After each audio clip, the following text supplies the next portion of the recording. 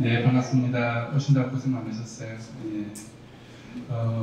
여기까지 오는데 오늘 조금 늦게 출발했는데 1시간 많이 걸리더라고요. 네.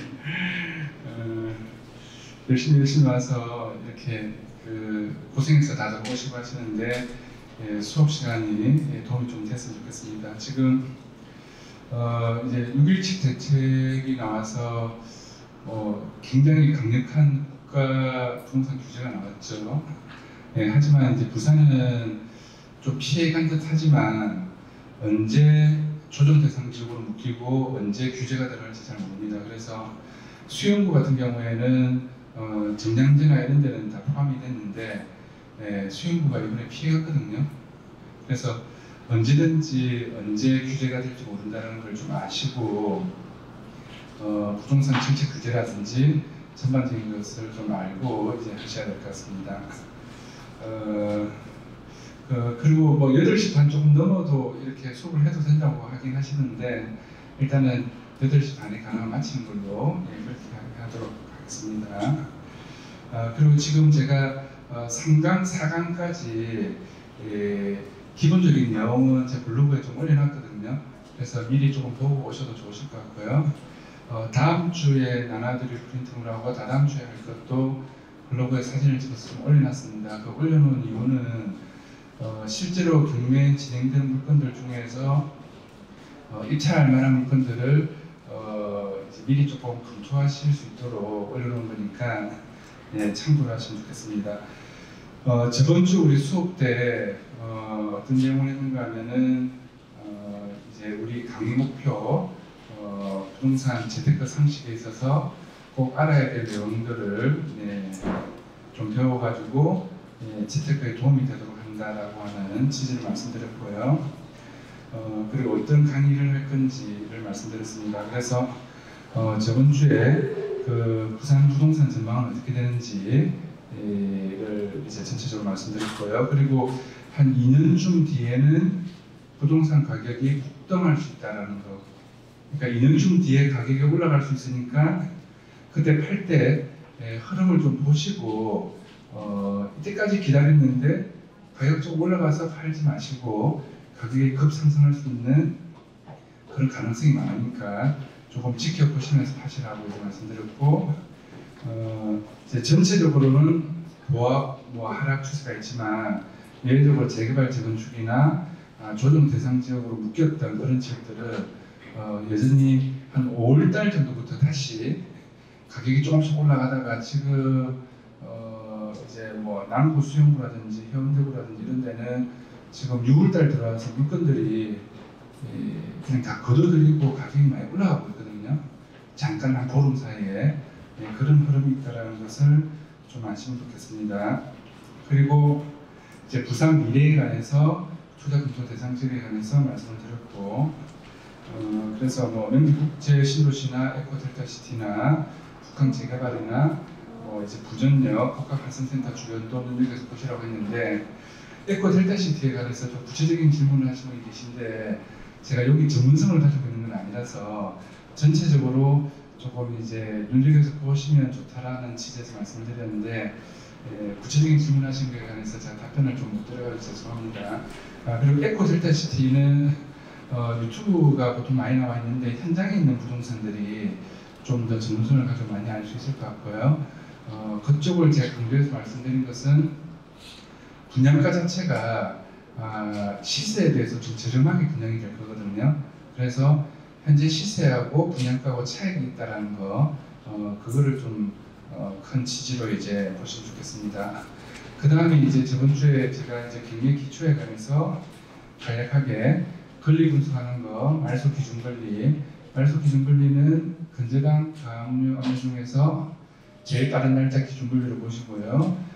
그 다음에 그것보다 빠른 것은 선순위 권리라고 있고 선순위 권리 중에서 등기부에서 뭐 선순위 가처분 가능기가 있다든지 선순위 전세권이 있다든지 뭐 이런 내용이 있을 때 말소되지 않고 이것을 말소시키려고 하면은 돈이 들어갈 수 있다라는 말씀드렸고요. 그 다음에 임차인들 중에서 대항력이 빠른 사람들, 말소 기준 권리보다 대항력이라고 하는 것은 주택 같으면은 인도라고 하는 것은 이사 들어가는 것을 말합니다. 전유, 인도와 전입. 상가 같으면은 사업자 등록 신청과 인도. 요 대항력을 갖춘 것이 말소 기준 권리보다 빠를 때는 전세금을 안고 일반 매매로 사듯이 낙찰받고 나서 거기 있는 임차인을 이제 내보낼 때 보증금을 배당받지 못한 돈은 낙찰자가 내어줘야 될 수가 있다고 말씀드렸습니다. 그래서 이제 임차인 배당 분석에 있어서 소액 임차인 최우선 변제금, 그 다음에 확정임자나 전세권에 의한 우선 변제권에 관한 배당 분석을 좀 할 줄 알아야지만 임차인들을 얼만큼 손해보고 나가는지를 알아야지만 이사 비용을 미리 계획을 세우고 이제 입찰을 할 수 있다라고 말씀드렸고요. 그 다음에 경매 절차에 관해서 경매 절차는 입찰자 입장에서는 매각기일 입찰하는 날을 말하고 일주일 뒤에 매각 결정하는 기일이 있거든요. 매각 결정하는 기일, 이제 매각 결정 기일이 있고 또 일주일 뒤에는 매각 결정을 확정하는 날이 있습니다. 그 다음에 우리가 잔금 납부는 이제 낙찰받고 나면 보통 한 달에서 한 달 보름 정도 뒤에 잔금 납부를 하고요. 잔금 납부를 하고 나서 한 달 정도 뒤에 보통 배당기일이 잡힙니다. 임차인들 배당이라든지 등기부상에 권리관계 있는 사람들 배당이 보통 실무상 한 달 정도 뒤에 배당기일이 잡히고, 그 다음에 이제 배당받고 나야지만 이제 이사를 나가겠죠. 그래서 이제 잔금 납부하고 나서 명도하는데 보통 한 3개월 안팎으로는 잡으셔야 되고요. 법적인 절차를 밟아서 했을 때는 길면은 6개월에서 1년 갈 수도 있다라고 말씀을 드렸습니다. 그리고 기매물건으로 실무 분석하는 거 자료 나눠드린 거 가지고 조금 이제 하다가 알았습니다. 그래서 저번 주에 여기까지 했습니다. 그렇죠? 예. 저번 주에 하는 것은 거의 다 이해하셨죠? 쉽게 설명드렸으니까. 그리고 이왕이면 돈 되는 물건을 가지고 가시라고 했습니다. 자, 요점은 돈 되는 물건. 돈 되는 물건이 뭔지는 쉽게 파악할 수 있는 방법이 뭐라고 그랬죠? 국가에서 사지 말라고 규제하는 지역. 그러니까 돈이 됩니다. 그런데 문제는 뭡니까? 이번에 어저께 나온 정책의 부동산 정책의 요점은 실거주에서 입주할 사람 아니면 부동산 사지 마라. 자기 돈 가지고 사는 거 아니면은 대출해서는 못 산다. 그 다음에 이때까지는 법인으로 사는 것에 관해서 규제가 그렇게 심하지 않았었는데 법인으로 해서 부동산 사는 거 굉장히 어렵게 만들겠다. 그다음 주택임대사업자 이런 사람들은 규제 지역하고 상관없이 모두 다 대출 금지하겠다. 이런 내용이 요점이에요. 예. 그리고 다주택자에 관해서 규제를 더 강화하고 이제 규제 지역 안에 투기 과열 지구라든지 이런 데는 내가 집을 샀을 때 6개월 안에 전입하고 들어가야 된다. 이런 내용들이 어저께 나온 정책의 주요 골자인데 일단은 부산을 피해갔습니다. 그렇죠? 네, 부산 피해갔을 때 어떻게 해야 되겠습니까? 열심히 사셔야 돼요. 돈 되는 지역은. 그러면 이 돈 되는 지역은 쉽게 생각하시면 서울 쪽에 있는 사람들이 많이 사는 곳 있죠. 이런 곳이 돈 되는 지역이에요. 예를 들어서 부산의 대장 아파트로 되는 곳이 있습니다. 예를 들어서 남천 삼리피치 아파트라든지 남천동 근처나 해운대 쪽에 바다 전망이 뷰가 나오는 그런 아파트들이 있죠. 근데 그런 곳은 서울 사람들이 많이 샀습니다. 그렇죠? 많이 사고 있는데 해운대 대우마리나 경남마리나 마리나 아파트도 재건축했을 때 굉장히 앞으로의 어떤 향후 전망은 굉장히 좋지만 대우마리나 경남마리나를 서울 사람들이 산 숫자보다는 남천동 삼리피치 아파트나 이런 곳을 많이 샀거든요. 그래서 서울 사람들이 많이 사는 곳, 대장 아파트가 되는 이런 곳을 사시는 것이 앞으로 돈이 이제 될 수 있다라고 생각하시고 서울의 강남의 아파트 가격 못지않게 가격이 올라갈 수 있다라고 생각하셔야 돼요. 불과 지금 일주일하고 2주 차이지만 재건축 지역이나 재개발 지역 중에서 동호수 추첨한 곳들이 있죠. 동호수 추첨한 곳들이 있거든요. 그런 곳들이 지금 짧은 시간에 거의 한 1억에서 2억이 뛰었어요. 불과 보름 사이에. 대형비치 동호수 추첨하고 나서 동호수 추첨하기 전에 저희들이 회사에서 매매했을 때 프리미엄이 한 3억 정도였거든요. 그런데 지금은 5억 5천이 돼서 판다고 해요. 이게 지금 한 달도 안 됐어요. 자, 그러면 재개발 재건축이라든지 동호수 추첨을 한다든지 이렇게 했을 때 가격이 급상승할 수 있다는 거, 그런 거 아셔야 되고, 그 다음에 가격이 급상승하는 곳에 사실 때는 어떻게 하라고 했죠? 계약할 때 중도금을 치라고 했죠. 그렇죠? 중도금을. 중도금을 이렇게 안 치면은 계약금 배액 상환하고 계약 파기할 수 있습니다. 근데 중도금을 이제 냈을 때, 짧은 시간 안에 빨리 냈을 때는 계약을 파기하기 어렵다는 거, 이런 실무적인 굉장히 간단한 것 같지만 실제로 부동산을 재테크하면서 살아보면은 이제 돈을 이렇게 한번 내보고 나면 돈을 더 주고 점검을 쳐야 된단 말이에요. 계약 파기 안 하려고. 그렇게 해보시고 나면은 제가 잠깐 말씀드린 이것들이 얼마나 중요한 것들인지 나중에 실감할 수가 있습니다. 자, 그러면 자, 오늘 이제 그 다음 내용 보고요. 오늘 이제 경매 물건들 시간 되는 대로 보도록 하겠습니다. 자, 지금 이제 공매 기초 였는데 잠깐 보시면 자, 경매하고 공매하고 차이점은 쉽게 생각하시면 법원에서 경쟁 입찰하는 것은 경매라고 생각하시면 됩니다. 법원에서. 근데 법원에서 하는 말고 다른 곳에서 하는 경쟁 입찰 있죠? 그런 것들은 공매라고 생각하시면 되겠습니다. 자, 그러면 압류, 이제 세금 압류로 인한 공매가 있습니다. 자, 세금 압류로 인한 공매는 우리가 나중에 법률 강좌 때 구체적으로 다시 들어갈 건데, 지금 제가 전체적으로 이쪽만 말씀해 드리는 이유는 빨리 한 이제 1, 2주 정도, 한 2번 정도 수업 듣고 재테크하시는 데 도움이 좀 되도록 하기 위해서 전체적으로 개요를 지금 말씀드린 겁니다. 자, 압류 공매는 꼭 아셔야 되는 것은 뭔가 하면 경매보다 낙찰이 싸게 됩니다. 어떻게 된다고요? 낙찰이 한 10% 정도는 싸게 됩니다. 그러면 경매도 진행되고 공매도 진행되고 동시에 진행될 수도 있거든요. 그럴 때 만일에 세금 압류 공매로 낙찰받을 때는 낙찰을 어느 정도 싸게 받으라고요? 경매로 낙찰받는 것보다 한 10% 정도는 싸게 입찰해도 보통 낙찰받을 수 있습니다. 그 큰 이유 중에 하나는 압류 공매 같은 경우에는, 세금 압류 공매 같은 경우에는 인도 명령 절차가 없어요.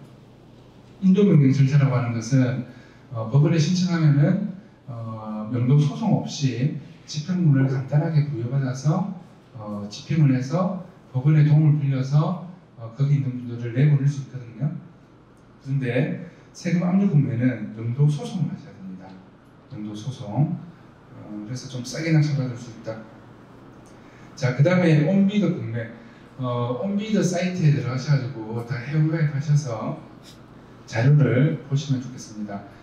이 온비더 공매는 매매만 있는 것이 아니고 임대에 관한 입찰도 있습니다. 예를 들어서 어느 도서관에, 아니면 경찰청의 어느 학교에 매점 임대 공고, 아니면 부산역에 자동 판매기 자판기 임대 공고, 임대 공고도 있어요. 그런데 보통은 이런 임대 공고는 보증금을 걸고 이렇게 하지 않거든요. 그래서 좀 사글세 개념으로 2년치 월세를 한꺼번에 낸다든지. 자, 굉장히 쉽게 할 수 있는 것 중에서 그 지역에 있는 주차장 같은 거 있죠. 주차장 임대 입찰 공고, 보통 공명 주차장 같은 거 있죠. 이런 것들은 이제 온비대에서 입찰을 하거든요. 그러면은 공용주차장 같은 경우에 크게 관리가 필요 없이 주차비를 이제 받으면서 수익 구조를 할 수도 있어요. 그래서 우리도 국면을 잘 보시면 매매만 있는 것이 아니고 임대 공고도 있다는 거. 예. 그럼 검정구 쪽에 내가 살고 있으니까 검정구 쪽에 주차장 입찰 공고 나오면 한번 해보셔도 되겠죠. 그렇죠? 예. 자, 그 다음에 LH 한국토지주택공사가 있습니다. 자, LH 같은 경우에는 큰 장점 중에 하나가 계약금을 걸고 나서 저번 주에 말씀드렸다 그랬죠. 전매가 법적으로 허용될 수 있는 그런 것들이 있습니다. 법적으로 등기를 안 하고 계약금 걸고 나서 전매, 계약금 10% 걸고 중도금 10% 내고 요거를 전매를 할 수 있다는 그런 메리트가 있습니다. 자, 그 다음에 반대로 꼭 아셔야 되는 게 이 공사에서 매각하는 것만 있는 게 아니고 공공기관에서는 매입도 합니다. 예를 들어서 이 LH에서 내가 다가구 주택을 가지고 있어요. 원룸 건물을 잘 안 팔려요. 근데 물건이 임대료도 좀 나고 괜찮아요. 그럼 어떻게 할 수 있습니까? LH에 팔 수도 있습니다. 자, 내가 가지고 있는 부동산을 일반 개인한테 굳이 안 팔아도 공공기관에 팔 수 있다는 거죠. 예를 들어서 내가 산을 가지고 있어요. 산, 임야를 가지고 있는데 정말 쓸모없는 산이에요. 도저히 이 산은 재산세만 나가고 내가 소용이 없어요. 그러면 이 임야 같은 것을 어디에 팔 수 있겠습니까? 산림청 같은데, 그래서 내가 토지를 임야를 아니면 다가구 주택을 원룸 건물을 이렇게 가지고 있는데 내가 이런 LH라든지 산림청이라든지 이런 데 팔 수도 있다는 겁니다. 잘 안 팔리는 것을.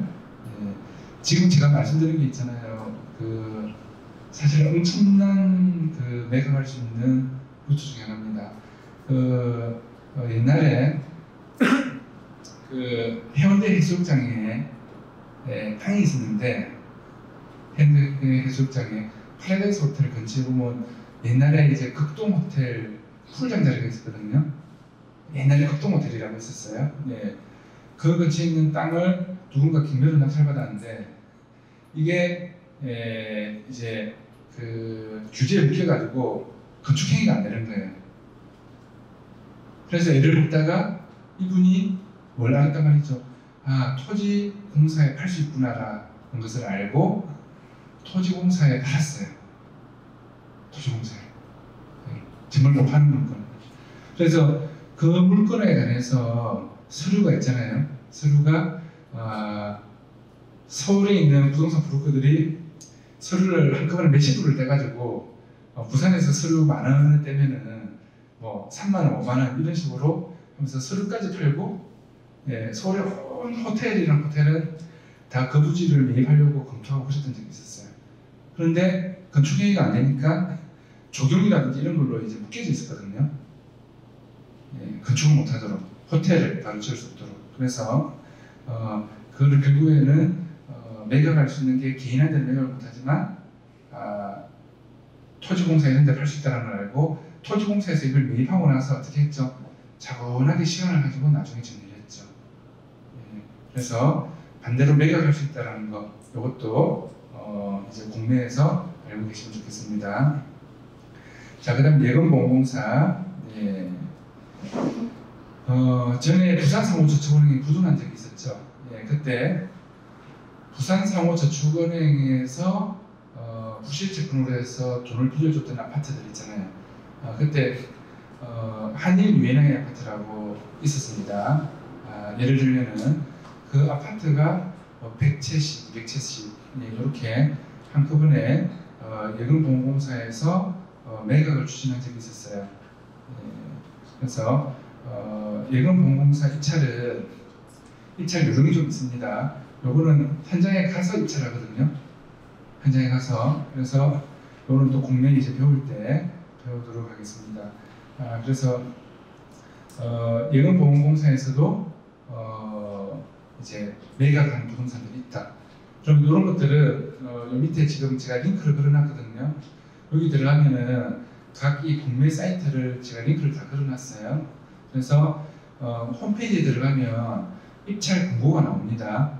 그 입찰 공고를 보시고 내가 투자할 만한 지역이 있는지를 보시고 입찰하시면 되겠습니다. 자, 그 다음에 각 시, 도 개발공사들이 있습니다.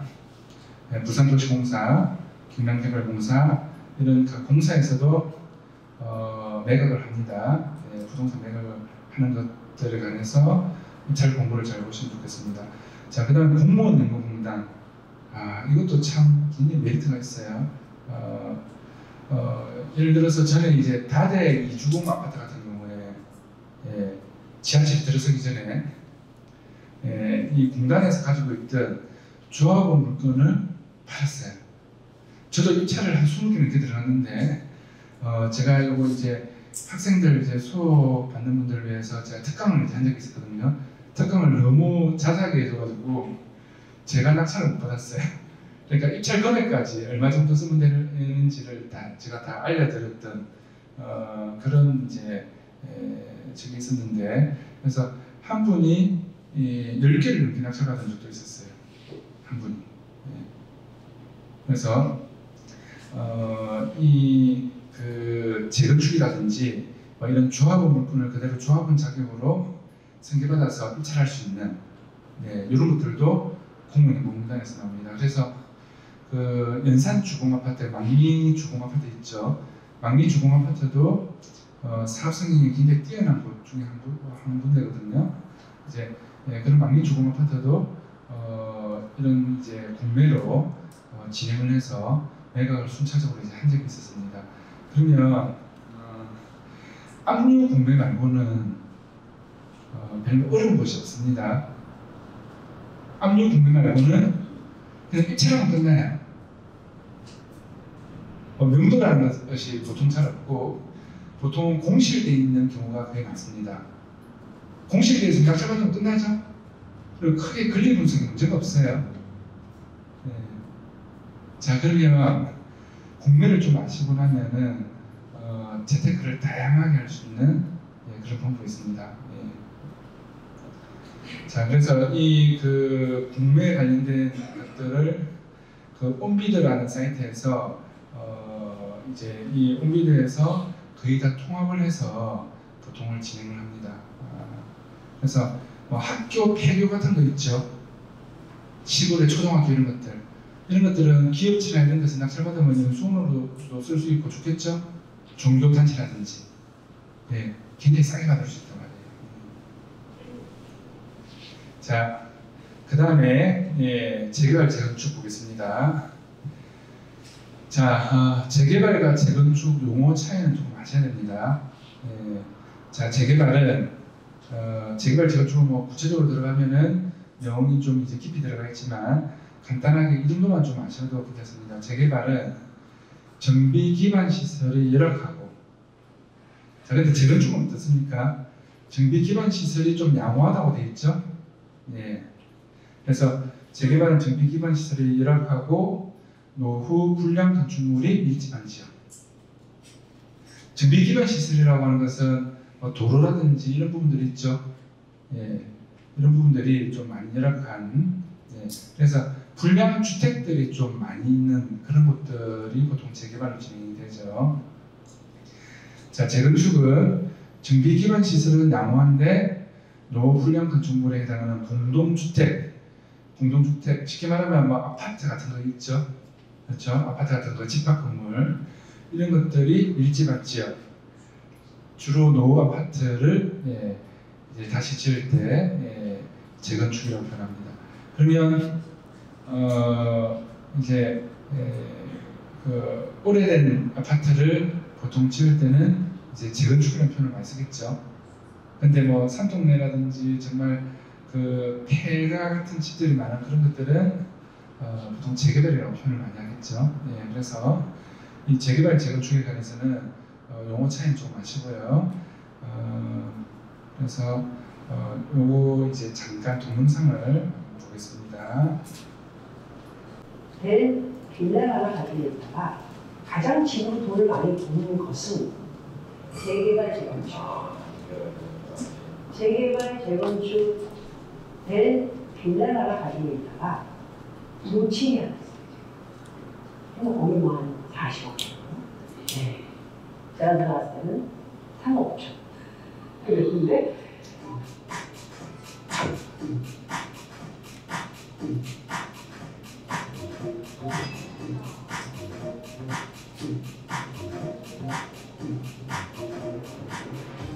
아쉬움과 학습 효과를 제가 받게 된 집입니다. 네, 아 그렇구나. 엄청 돈을 벌 수 있는 게 재개발 재건축은 확실하구나. 완전히 옛날 스타일이다. 그러니까 안에 들어오니까 더 그런. 오늘 이제 이 집을 보기 위해서 여기 안녕하세요. 네, 반갑습니다. 네. 저도 너무 사장님처럼.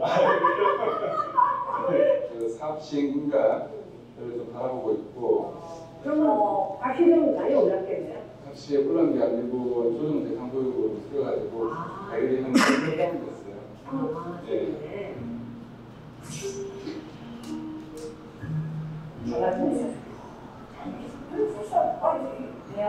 이 강비시가 연예계 쪽에서는 부동산의 대가로 이제 또 인정을 받습니다.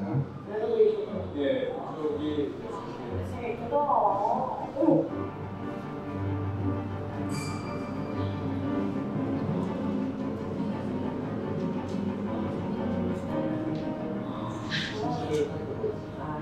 너무 방법이 이게 일어나서 보면은 와. 제가 집중해서 거든요. 네. 야, 이게 고층에서 보는 뷰랑 다르네요, 또. 이야, 좋다. 54평이 값이 한 현재 시세는 한 13억. 13억인데 전세를 놓는다면 얼마 정도? 전세는 재건축은 네.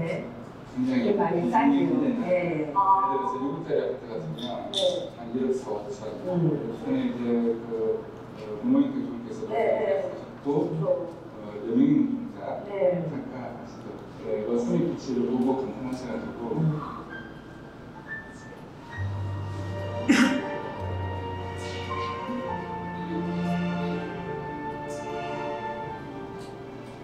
야, 욕조가 호감하네.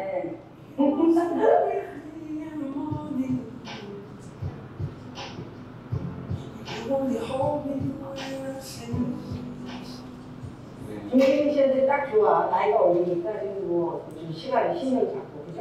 우리가 좀 늙은 사람은 별로 어울리지. 10년이면 나이가 몇 살이야. 그러니까 수익보다는 굉장히 짧다. 어떻게 살까. 이쪽으로 가지고 현실을 그냥 해볼만 하다라는 생각이 듭니다. 그러니까 수익이 많이 나니까. 자, 영상 잠시 봤는데 요 앞에 서 있는 사람하고 좀 닮았죠? 저기 잠깐 나온 사람이. 네. 자, 이 방송 나가고 나서 또 어떻게 그 조정 대상 지역 풀리는 시기가 맞물려가지고 남천 서울피치 아파트가 한 5억 정도 되는 게 거의 9억까지 엄청 뛰어버렸어요. 그 강미인 씨 같은 경우에는 그 부동산 또 유튜브 TV 방송도 이제 전문적으로 하시는 분이거든요. 예. 그래서 제가 부산에 이제 상피치 아파트 처음에는 W를 촬영을 하려고 했었는데 이왕이면 재건축 쪽으로 이제 좀 가자라고 해서 W도 나중에 촬영을 하긴 했는데 W 아파트는 뷰 전망만 이렇게 찍었어요 나중에. 근데 W 아파트도 가격이 굉장히 아주 좀 많이 올랐습니다. 저는 그 재개발 재건축이 동시각각 자기가 뭐 3, 4억 이야기 했던 게 나중에는 몇십억이 됐다는 이런 이야기가 나오죠. 네. 그래서 재개발 재건축에 관해서 꼭 아셔야 됩니다. 꼭. 예. 자, 부산 같은 경우를 보시더라도 네 집 중에 한 집 정도가 재개발 재건축이었어요. 지금은 사업 진행이 많이 돼서 완료된 곳들이 많지만 예를 들어서 남부 대연동 같으면은 지금 재개발이 8구역까지 있는데 8구역 빼고는 나머지는 3구역은 권리 처분 인가가 났고, 그 다음에 4구역은 지금 조합원 동호수 추천까지 이제 들어갔거든요. 그리고 나머지 8구역 하나밖에 안 남았어요. 예, 그래도 지금 재개발 재건축이 아직 많이 남아있고, 그래서 한 3집 중에 4집 중에 한 집은 재개발 재건축의 부동산을 가지고 있다고 보시면 되니까 여기에 관해서 공부를 꼭 하셔야 돼요. 그래서 오늘 기초적인 것을 이제 좀 다루도록 하겠습니다. 자, 재개발 재건축에서 정비 사업의 추진 절차를 아셔야 됩니다. 자, 참 보시면 도시 주거 환경 정비 기본 계획 수립 할 때 재건축은 안전 진단을 E 등급을 받아야 돼요. 예, 그래서 정비 기본 계획 수립 후에 안전 진단을 보통 하는데 D 등급은 적정성 검토 후에 재건축을 합니다. E 등급은 재건축을 할 수 있고, 그런데 지금 어제 그 6.17 국가 정부 규제 정책이 나오고 나서 기존의 안전 진단 통과된 것이 아니면은 이제는 어렵다고 보셔야 돼요. 예, 굉장히 많이 강화됐습니다. 자, 그 다음에 정비구역 지정을 합니다. 정비구역 지정. 이 정비구역 지정 날짜가 굉장히 중요합니다. 내가 조합원 물건을 샀는데 아파트 입주권 분양받을 수 있는 자격이 안 나오면은 어떻게 되는 거죠? 현금 청산받고 끝나요. 감정카드로. 예, 그래서 재개발 구역의 물건을 사실 때는 입주권 조합원 자격이 안 나올 때는 계약을 무효로 하고 다시 매매 대금을 반환한다는 그런 조항을 꼭 기재를 하셔야 돼요. 그걸 기재를 안 하시면 소송의 여지가 이제 있을 때 내가 돈을 찾기 어렵습니다. 근데 문제가 이 부동산을 이제 아무리 전문적으로 하는 공인중개사들도 이걸 100% 정확하게 알기는 좀 어렵습니다. 100% 정확하게 알기는 어려워요. 왜? 내가 만약에 사는 이제 D 입장에서 산다라고 하면 A, B, C, D가 있으면 소유주가 C는 문제가 없이 그 구역 내에서 한 채만 가지고 있었어요. 재개발 구역 내에서. 근데 C가 샀을 때 B가 문제가 있었단 말이죠. 아니면 B 앞에 A가 문제가 있었어요. 그러면은 조합 설립 인가가 되고 나서 샀을 때는 잘못하면은 현금 청산 조합원밖에 안 되는 조합원 입주권이 안 나오는 물건을 살 수도 있어요. 근데 이거를 공인중개사들이 일일이 다 체크를 하는데 한계가 있단 말이에요. 알 수가 없는 그런 경우들이 있어요. 그래서 계약서 조건을 꼭 단다. 계약 조건에 꼭 기재를 한다라는 거. 그래서 내가 재개발 구역에 만약에 빌라를 하나 사는데 되게 깨끗하고 좋아요. 깨끗하고 좋아서 재개발이 좀 빨리 안 되더라도 별 문제 없을 것 같아서 사는 경우가 있습니다. 근데 정비구역 지정되고 나서 이걸 만약에 건축한 물건이다. 땅을 사가지고 지어서 몇 톤 해가지고 조합으로 다 나뉘어져 있다. 이러면 이건 문제가 될 수가 있어요.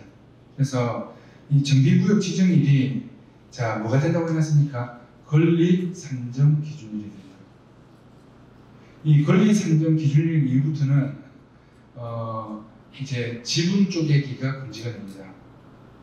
자 A라는 사람이 가지고 있었는데 B, C, D 해서 4분의 1씩 쪼갠다. 그러면은 권리 산정 기준일 이전에는 쪼갰으면은 각자 지분권자마다 다 조합원 자격이 나오거든요. 근데 권리 산정 기준일 이후에는 어떻게 된다고요? 조합원 자격이 안 되는 거예요. 그래서 정비구역 지정일 이거 굉장히 조합원 자격을 체크하실 때 중요한 것입니다. 자, 그 다음에 조합 설립 추진위원회 구성, 소유자 가반수라고 하는 것은 뭐죠? 50% 초과. 이런 것도 질문하신 분이 있어서 구체적으로 적어놨습니다. 50% 초과 동의를 얻으면 됩니다. 그 다음에 조합 설립 인가. 자, 조합 설립 인가가 나고 나면은 가격이 껑충 뜁니다. 재개발이나 재건축의 사업 속도가 옛날에 비해서 한 3배, 4배로 빨라진다고 보시면 돼요. 자, 옛날에는 한 10년 걸렸다. 그러면 지금은 어떻게 한 3, 4년 만에 사업 속도가 그냥 빠르게 진행된다고 보시면 됩니다. 그래서 지금은 옛날에 비해서 옛날이라고 하는 것은 불과 해봤자 7, 8년, 10년 전이에요. 피를 많이 주고 사셔야 돼요. 제가 대연일구역이나 2구역이나 초창기에 뭐 재개발 구역들 뭐 이렇게 해운대라든지 동래구라든지 이렇게 할 때 피를 거의 안 주고 사든지 돈 1,000만 원 주고 샀던 그 시점, 정기사업 추진 절차의 그 시점이었을 때를 지금하고 비교하면 지금은 프리미엄을 거의 안 주고 사든지 아니 마이너스 피로 사든지 돈 1,000만 원, 2,000만 원 겨우 주고 샀던 프리미엄이 지금은 최저 보통 한 1억에서 2억을 줘야지만 살 수 있어요. 그만큼 어떻게 됐단 말이죠? 재개발, 재건축 공부를 사람들이 많이 했단 말이에요. 많이. 그때는 강의하는 데도 없었거든요. 근데 지금은 강의하는 데도 많고 강의도 많이 듣고 이래가지고 사람들이 학습 능력이 뛰어나서 사업 진행 속도도 빨라지고 사람들이 많이 알기 때문에 일부러 싸게 팔 필요가 없겠죠. 그래서 지금은 살려고 하면은 벌써 금액이 많이 올라가 있어요. 하지만 그래도 수익이 난다는 겁니다. 그래도 자, 그래서 조합 설립 인가가 나고 나면 가격이 어떻게 된다고요? 급상승한다. 그러면 반대로 어떻게 하시면 되겠습니까? 조합 설립 인가가 나기 전에 조합 설립 인가가 날 듯 말 듯 다 돼가는 그 시점에 사면은 어떻게 되겠습니까? 조합 설립 인가 나고 나서 가격이 급상승하겠죠. 자, 그래서 조합 설립 인가 신청은 재개발은 어떻게 됩니까? 소유자 4분의 3 이상. 자, 이게 옛날에 5분의 4 이상 80%에서 4분의 3 이상 75%로 좀 완화됐습니다. 그래서 80% 이상이라고 되는데 이제 보면은 그를 이제 옛날 그를 잘못 적어놓은 거예요. 그래서 4분의 3이면 몇 프로죠? 자, 부동산 재테크하려고 하면 산수계산을 잘해야 된다고 했죠? 몇 프로죠? 4분의 3? 75%. 그러면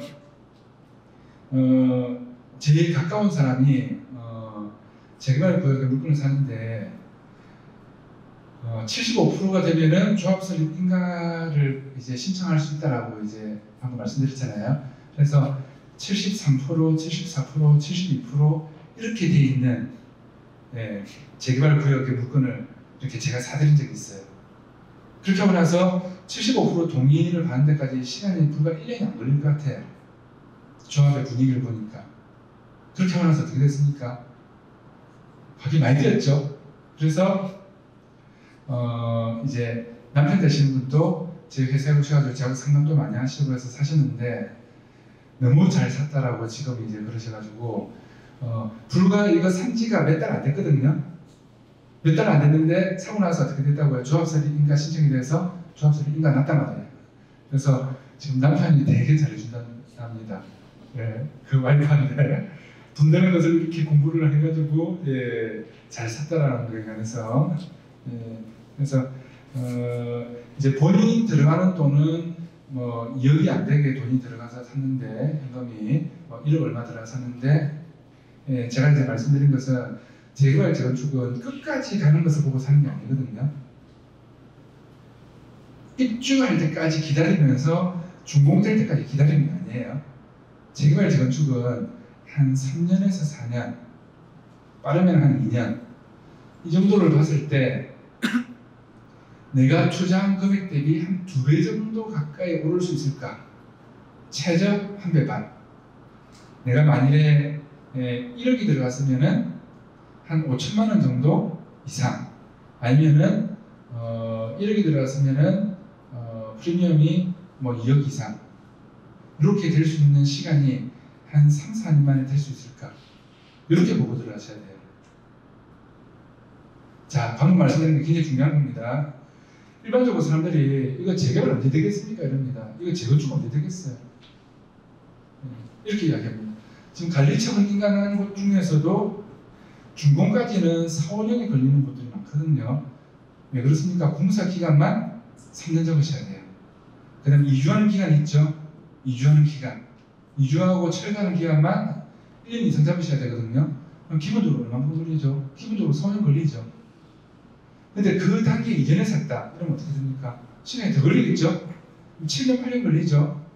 그러면 이 7년, 8년 걸리는 것을 보고 사시는 게 아니고 재개발, 재건축은 내가 만일에 한 1억 5천이 들어갔는데 내가 1억 5천 이상 벌었다. 이렇게 되면 그때쯤 가서 내가 팔 건지 말 건지를 이제 그때 가서 검토를 해보시면 돼요. 자, 대부분 다 어떻는가 하면 내가 1억 5천 정도 들어가서 1억 5천 정도 더 버는 수익 구조 났잖아요. 그러면 그때쯤부터 가격이 급상승합니다. 어떻게 된다고요? 가격이 갑자기 팍 오른다고요. 그러면 야, 내가 1억 5천 들어갔는데 한 1억 넘게 벌었다 라고 해가지고 판다. 이러면은 꼭 팔고 나서 후회해요. 6개월만 더 기다려야 돼요. 3년이나 기다려야 합니다. 자, 가격 흐름이 어떻게 되는지 아시겠죠? 가격이 좀 올랐다 싶으면 그때부터 가격이 크게 많이 오를 수 있다는 거 꼭 아셔야 됩니다. 자, 그 다음에 그 재개발은 소유자 4분의 3 이상, 면적 2분의 1 이상. 소유자 4분의 3 이상 동의가 되면 보통 면적 2분의 1 이상은 보통 거의 따라옵니다. 그 다음에 재건축은 구분 소유자 4분의 3 이상, 면적 4분의 3 이상, 그 다음에 각 동별 소유자 가반수 이상 50% 초과. 자, 여기 각 동별에서 이 동 중에서 상가동도 있습니다. 뭐가 있다고요? 상가동. 남천 서울비치 같은 경우에는 A 상가, B 상가 이렇게 있거든요. 그럼 A 상가동도 있고 B 상가동도 있죠. 그러면 그 상가동도 가반수 이상. 근데 꼭 문제가 나눠보면 상가가 문제예요. 상가. 예. 그래서 각 동별 소유자 가반수 이상까지 요게 다 이제 성립이 돼야지만 조합 설립 인가 신청할 수 있습니다. 자, 그러면 내가 언제 투자하면 좋은지 투자 포인트 알려드렸죠. 조합 설립 인가 직전에 사시면 좀 안전하게 살 수 있습니다. 안전하게. 조합 설립 인가가 나고 나면은 특히 재개발 같은 경우에는 조합원 자격이 안 나오는 물건들이 있어요. 나중에 우리가 재개발, 재건축할 때 다시 반복해서 하겠지만 만일에 조합 설립 인가가 나고 났는데 한 세대에서 한 가족이 아버지도 집 하나 가지고 있고 아들도 집 하나 가지고 있고 그 재개발 구역 안에 두 채를 가지고 있잖아요. 근데 그걸 만일에 하나를 샀다. 이러면은 두 채 중에 하나만 조합원 자격이 나옵니다. 그러니까 조합 설립 인가가 나고 나면 어떻게 된다고요? 좀 많이 알아야 된단 말이에요. 내가 샀는데 분명하게 주권이 안 나올 수가 있습니다. 그래서 그런데 이제 일반적으로는 조합 설립 인가가 나고 사면은 재개발이나 재건축의 사업 진행이 이제 좀 되기 때문에 이제 그게 또 더 조금 사업 진행이 안정적으로 돼 있다라고 이제 보는 시각도 있습니다. 자, 그런데 우리가 투자를 재테크하는 입장에서는 이 재개발 지역이나 재건축 이런 지역들이 사업 진행에 크게 문제가 없을 것 같다라고 파악이 되면 그때는 조합 설립 인가 직전에 있는 재개발 재건축 지역이 어디 있는지. 자, 그럼 부산에만 재개발 재건축 지역이 뭐 한 100군데 정도 있다라고 한다면 그 중에서 조합 설립 인가 직전에 있는 지역들을 잘 찾아보면은 내가 재테크할 수 있는 방법으로 좋은 곳을 찾을 수 있다는 거죠. 그리고 구체적인 어떤 투자 방법이나 이런 것들은 나중에 이제 우리 본 강좌에서 또 하도록 하겠습니다. 자, 조합 설립되고 나면 보통 시공사 선정을 합니다. 그래서 시공사 선적 입찰 공고 후에 그 조건에 맞춰서 시공사를 선정을 하게 됩니다. 그 다음에 사업 시행 계획 인가 절차를 밟습니다. 자, 그러면 사업 시행 계획 인가 전에는 감정가가 잘 안 나옵니다. 그래서 보통 가감이라고 해요. 가능한 감정 금액, 가감이 얼마인지 이렇게 물어봅니다. 근데 이 가감 감정평가 금액하고 실제 감정평가 금액하고는 달라질 수 있습니다.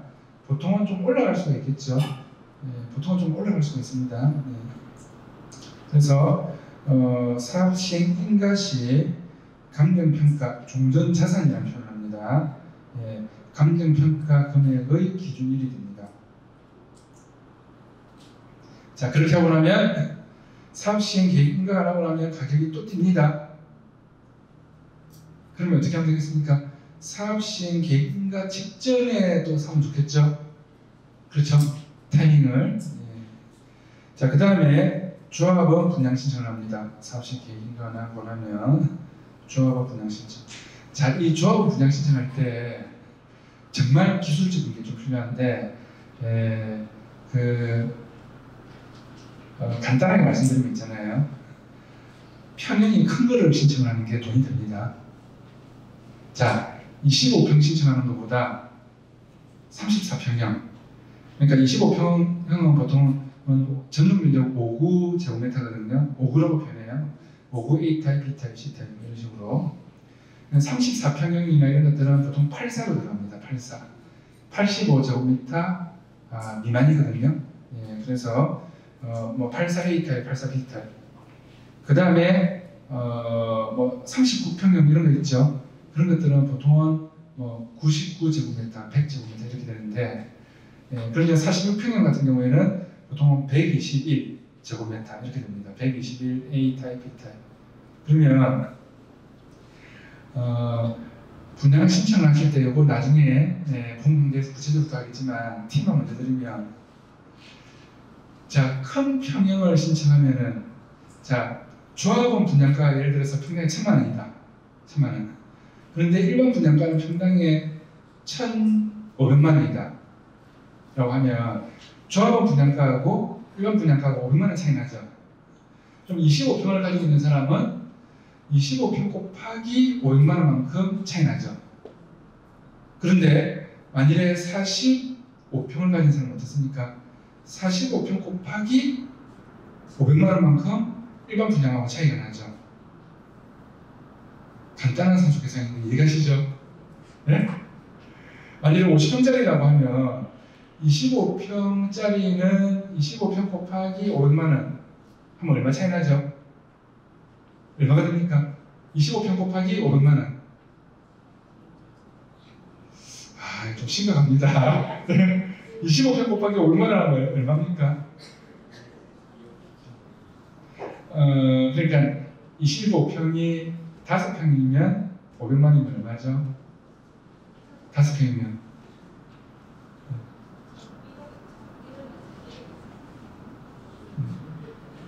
자, 네.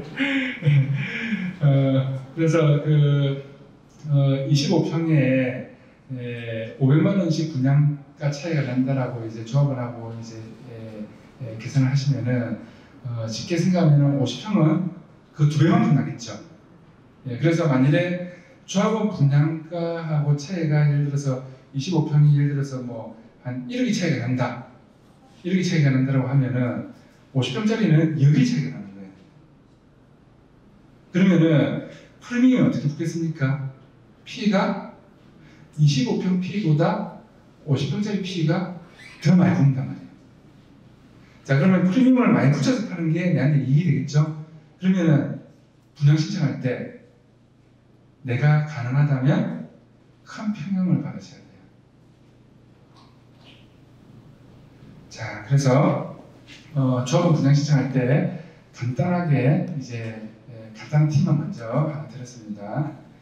자, 그 다음에 관리처분 계획인가가 납니다.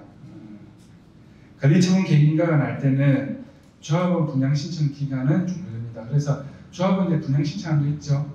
1순위, 2순위, 3순위 이렇게 신청을 하거든요. 그러면은 여기에서 이제 분양 신청 기간은 관리처분 계획인가 할 때 종료가 됩니다.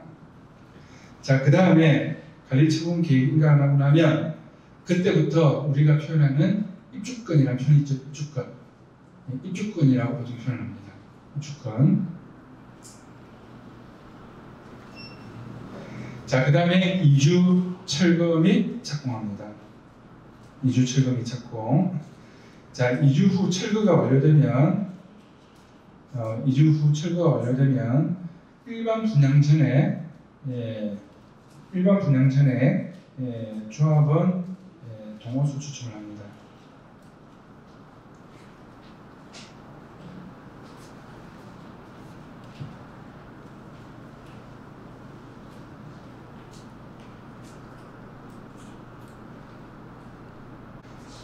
자, 그래서 아까 제가 조합은 동호수 추첨하고 나서 금액이 어떻게 됐다고 했죠? 갑자기 확 뛰었다고 했죠? 그러면 조합은 동호수 추첨 언제 한다고요? 2주 후 철거 완료되고 나서 일반 분양 전에 조합은 동호수 추첨을 합니다. 자, 그런데 상가 분양 입주권을 가지고 있는 분들은 보통은 재개발은 입주 직전에 재개발은 상가의 호수 추첨을 보통 해요. 근데 재건축은 보통 미리 합니다. 미리 호수를 정해요. 그래서 재건축하고 재개발 중에서 상가 입주권 동호수 추첨은 조금 다르게 합니다. 재개발은 사업 마지막에, 재건축은 먼저. 그래서 아파트 동호수 추첨하기 전에 보통은 어느 정도 정해지는 경우가 있습니다. 자, 그래서 조합원 동호수 추첨하고 나서 일반 분양하고요. 보통 조합원 동호수 추첨하고 나서 6개월에서 1년 안에 일반 분양을 하죠. 자, 그 다음에 준공하고 이전 고시합니다. 입주 다 하고 나면은 조합 해산하고 청산하는데, 자, 이 청산할 때 있잖아요. 대부분은 많은 부분들이 조합원들한테 추가로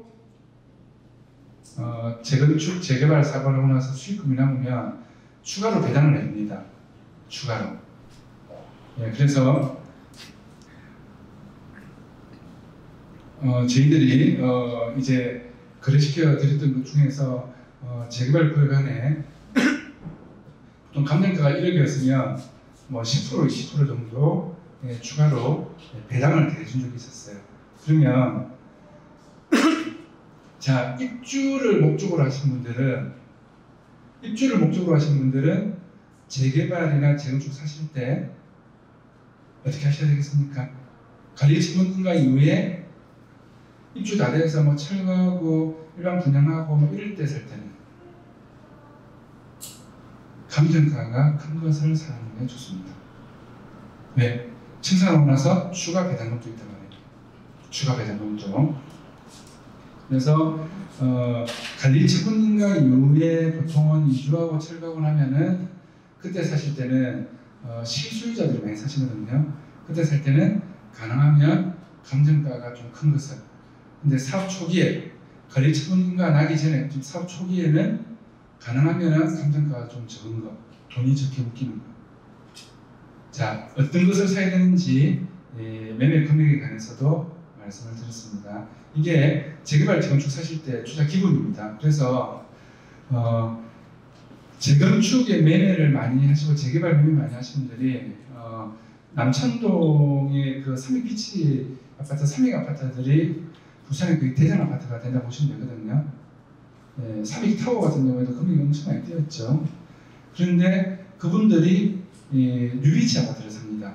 그래서 뉴비치 아파트가 또 금액이 많이 뛰었습니다. 그럼 뉴비치 아파트 사실 때 지금 단계에서는 사람들이 대부분 어떤 걸 삽니까?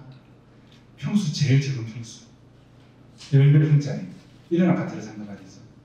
그래도 조합은 입주권 자격이 나오거든요. 그래서 사업 초기에는 어떤 걸 산다고요? 금액이 적게 들어가는 거. 사업 마지막 단계에서는 감정가 큰 것을 산다. 이게 투자의 기본입니다. 재개발 재건축에. 자, 그 다음에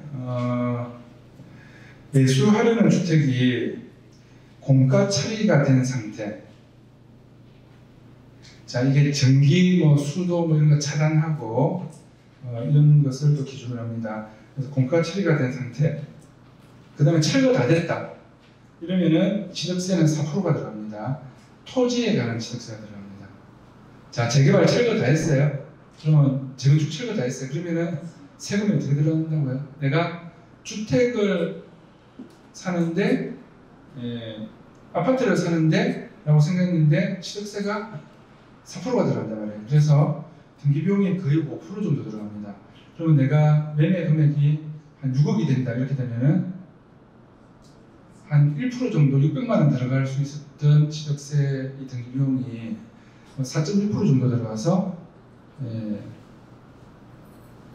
6억짜리 샀을 때 등기비용만 3천만 원 정도 들어갈 수 있단 말이에요. 그래서 이 등기비용이 많이 들어간다. 이거 기본적으로 아셔야 됩니다. 그래서 철거 후 취득세 4.6%. 자, 그 다음에 재개발구역에 사실 때 무허가 주택이 있으면은 무허가 주택 부분에 관해서는 취득세가 4% 들어갑니다. 그래서 허가 주택이냐 무허가 주택이냐 이것을 알고 사셔야 됩니다. 재개발구역 사실 때는. 그래서 재개발구역에 무허가 주택 사실 때는 허가 주택에 비해서 프리미엄을 조금 적게 주고 사셔야 돼요. 등기비용만큼. 등기비용만큼 조금 적게 주고 사셔야 됩니다. 그럼 만일에 3억에 산다 이러면은 그냥 허가 주택을 사실 때는 등기비용이 1% 들어가면 300 몇십만 원, 300만 원 좀 들어가겠죠. 그런데 무허가 주택을 산다. 그러면 만일에 3억에 산다고 하면 등기비용이 거의 1,500만 원 가까이 들어가잖아요.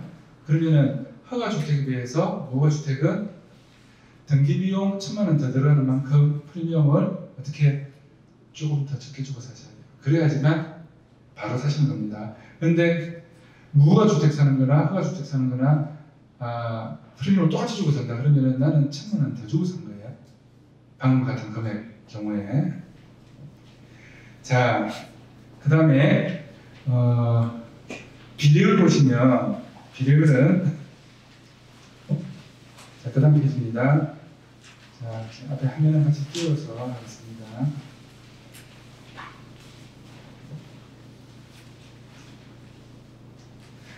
자, 비례를 보시면 자, 사업 완료 후의 아파트 등 총 추산액에서 사업비를 뺀 금액을 종전자산평가액으로 나눈 백분율이다. 뭔지 모르셔도 됩니다. 그냥 종전자산평가액이 만일에 100억인데 사업 완료 후의 아파트 등 총 추산액에서 사업비를 뺀 금액 경비 들어갔겠죠. 이 금액하고 1대1이면 비례율이 100%예요. 자, 그러면 재건축 같은 경우에는 비례율이 100%가 안 되는 경우들도 많이 있습니다. 97%, 98%. 그럼 내가 감정가를 1억짜리 가지고 있으면 만일에 비례율이 97%라고 한다면은 내가 모자라는 3% 있죠. 300만 원만큼 내가 돈을 더 줘야 돼요. 분양 계약할 때. 분양 계약할 때 300만 원 더 주는 계산을 해야 됩니다. 근데 만일에 비례율이 130%다. 그럼 내 1억짜리가 얼마를 맞는 겁니까? 1억 3천. 그러면 내가 아파트를 3억짜리 아파트를 만일에 조합원 금액으로 받는 금액이 3억짜리 아파트를 받는다. 그러면 나는 감정가를 만약에 1억짜리를 가지고 있어요. 그러면은 내가 가지고 있는 감정가는 1억인데 나는 3억짜리 아파트를 받는단 말이에요. 그럼 3억짜리 아파트를 공짜로 줍니까? 아니면은 추가 분담금을 내야 되겠습니까? 추가 분담금 내야 되죠. 그러면은 비례율이 130%면 나는 1억짜리 감정가가 1억 3천으로 인정받는단 말이에요. 그럼 모자라는 돈은 얼마가 되는 거죠? 1억 7천이 되죠. 그럼 1억 7천에 관해서 계약금 10%를 걸고 1,700만 원을 걸고 분양 계약을 합니다. 그리고 나머지는 중도금 대출 60%, 나머지 30%는 입주할 때. 그러면 재개발이나 재건축을 사셨을 때는 추가 분담금의 10%만 돈을 준비하면은 입주할 때까지 돈은 크게 들어가는 돈이 없습니다. 그리고 입주할 때쯤 되면은 내가 추가로 돈이 보통 필요가 없습니다. 왜냐하면 입주할 당시에 그 아파트 가격에 대출을 60% 70% 해줍니다. 규제지역이 아니면 보통 70% 정도 해주죠. 그럼 가격이 올라가 있단 말이죠. 그 다음에 벌써 나는 감정가 아파트를 내가 분양받기 위해서 감정가로 가지고 있는 부동산 자산이 있죠. 그래서 이주비를 50%에서 60% 정도 이주비를 받거든요. 나머지 돈은 묶여져 있단 말이에요. 그러면은 내가 입주를 바로 이제 안 할 것 같으면은 전세를 놓게 되면은 전세금을 받아서 잔금 치는데 충분합니다. 일반적으로. 자, 내가 입주를 할 것 같으면 어떻게 하면 된다고요? 아파트 가격이 올라가 있기 때문에 그때 입주할 때 시세의 60% 70% 규제지역이 아니고 부산 같은 경우에는 대출이 되거든요. 그래서 벌써 내가 묶여져 있는 돈도 있고 그렇기 때문에 부동산에서 대출을 받아서 충분히 입주할 수 있습니다. 자, 그러면 자금 흐름을 제가 좀 아셔야 됩니다. 자금 흐름은 어떻게 되겠습니까? 분양 계약할 때 추가 분담금의 10% 준비하는 거 말고는 입주할 때까지 또 입주할 때쯤 돼서 내가 크게 돈이 필요가 없다는 거예요. 그러면 내가 매매해서 사고 추가 분담금 10% 정도만 준비할 돈이 있으면 재개발 재건축을 사시면 되겠습니다. 자, 그러면 이 권리가액은 조합원들이 분양 신청해서 분양 계약할 때 권리가액으로 계산해서 추가 분담금 계산해서 계약을 합니다. 그러면 권리가액은 감정가 곱하기 비례율. 비례율이 110% 같으면은 감정가 1억이다. 그러면은 권리가액은 얼마가 되겠습니까? 1억 1천. 비례율이 130%면 권리가액은 1억 3천. 비례율은 어떻게 계산합니까? 그러니까 비례율은 여기 있죠. 우리가 비례율을 계산을 할 필요는 없어요. 비례율이 얼마인지만 아시면 됩니다. 그래서 비례율은 사업 완료 후에 아파트 등 총 추산액에서 사업비를 뺀 금액을 종전 자산, 그 재개발 구역에 있는 감정한 금액 총액이 있을 거 아니에요. 그 감정가 총액 종전 자산 평가액으로 나눈 백분율로 나눈 이게 비례율이 나옵니다. 이 비례율을 누가 계산합니까? 조합에서 미리 예상 비례율을 계산해서 이제 분양 계약을 할 때 예상 비례율을 계산해서 합니다. 그래서 감정하는 그런 전문가들이 합니까? 이거는 정비 사업 주체가 있습니다. 그래서 조합원 안에 일하는 사람들이 전문가 아니거든요. 그래서 정비 사업체에서 이런 것들을 전문적으로 가지고 합니다. 그래서 우리가 실무상 꼭 알아야 되는 것은 재개발 재건축에 살 때 비례율이 얼마인지 알고 사셔야 돼요. 그런데 이 비례율이나 이런 것들은 변할 수 있습니다. 어떻게 된다고요? 변할 수 있다. 줄어들 수도 있고 늘어날 수도 있어요. 그래서 어떤 재건축 지역의 비례율이 한 98%, 99% 될 걸로 생각했는데 막상 동호수 추첨할 때 되니까 97%로 내려갔어요. 그 다음에 재개발 구역의 비례율이 100%밖에 안 됐는데 동호수 추첨할 때 130% 올라가는 구역도 있어요. 그럼 그 30% 올라간 만큼 내가 조합원으로서의 이익이 더 크겠죠. 자, 그렇게 하고 나서 보통은 이 비례율은 여유를 좀 둡니다. 예를 들어서 비례율이 한 120% 정도 될 것 같다 이러면은 비례율을 보통 115% 정도로 계산해서 조합 분양 계약을 하고 나머지 5% 정도 남는 차익 있죠. 요거를 조합이 이제 나중에 해산할 때 조합이 나중에 해산하고 청산할 때 그때 추가 배당을 보통 해주려고 합니다. 그런데 나중에 비례율을 굉장히 타이트하게 잡았는데 120% 많이 잡았어요. 그런데 비례율이 나중에 실제로 현금 청산을 그러니까 나중에 조합 청산을 다 하고 할 때 계산해 보니까 예를 들어서 뭐 한 117%밖에 안 나왔다. 근데 120%로 분양 계약을 했잖아요. 근데 3%에 해당하는 돈을 내놔라 이러면은 조합원들 갑자기 돈이 나옵니까? 안 나오죠. 그래서 조금 여유 있게 부탁합니다. 여유 있게. 그래서 마지막 이 그 사업성에 관해서는 조합 해산할 때 마지막 청산을 해서 조합원들한테 추가 배당금이 있는지 없는지 이렇게 했을 때 마지막 요 사업성에 관해서 모든 회계 처리가 끝나게 됩니다. 자, 그래서 입주하실 분들은 막바지에는 어떤 걸 사라고 했죠? 감정가가 크면 클수록 감정가 비례해서 추가 배당금을 주는 겁니다. 감정가 금액 비례해서 추가 배당금을 주는 겁니다. 그래서 이제 조합원들이 이제 동호수 추천되고 나서 이제 분양 계약을 할 때쯤 되면은 권리가액으로 이야기를 합니다. 감정가 1억이었잖아요. 근데 비별 130% 계약을 했죠. 그럼 권리가액은 1억 3천이죠. 그러면 1억 3천의 피해를 얼마 주고 사느냐 이렇게 계산합니다. 자, 그럼 앞에는 어떻게 했죠?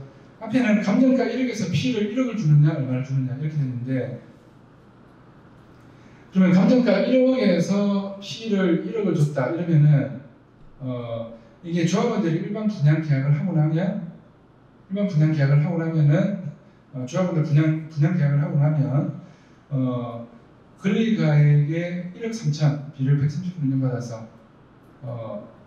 그때 만일에 피해를 1억을 줬다 이러면은 감정가 대비를 했을 때는 피해를 내가 1억 3천을 준 거죠. 그래서 감정가 1억이었는데 그렇죠? 1억 피해 더 준 건데 만일에 권리가액으로 계산을 해서 피해를 주는 걸로 계산할 때는 권리가액이 감정가 1억짜리가 1억 3천이 되잖아요. 비율 130% 이제 계산을 하면, 그러면 권리가액에 비해서 피해를 1억을 줬다 하면은 앞에 감정가에 비해서 피해를 1억을 준 게 아니고 1억 3천을 준 거예요. 네. 그래서 요 비례율 권리가액 요거는 꼭 아셔야 됩니다. 자, 조합원 추가 분담금은 조합원 분양가에서 권리가액을 제외한 금액이다. 그래서 감정가 1억인데 비례율 100%면 권리가액은 1억이 되고 신축 아파트 조합원 분양가 만약에 2억이면 권리가액은 1억이 되니까 분담금이 1억이 됩니다. 근데 만일에 감정가 1억인데 비례율이 115%다. 115%. 그러면은 권리가액은 얼마가 되죠? 1억 1,500이 되고 신축 아파트 조합원 분양가 2억이라고 한다면 권리가액 1억 1,500 뺀 금액 얼마입니까? 8,500만 원이 분담금이 되는 거예요. 자, 그런데 만일에 비례율이 97%다 이렇게 되면 됩니까? 97%다 이렇게 되면 권리가액은 9,700만 원이 되죠. 9,700만 원.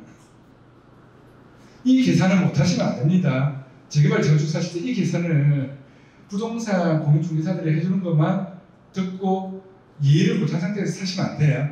요거는 재개발 재건축 사실 때 꼭 알고 사셔야 되는데, 그러면 비례율이 97%다. 재건축 같은 경우에.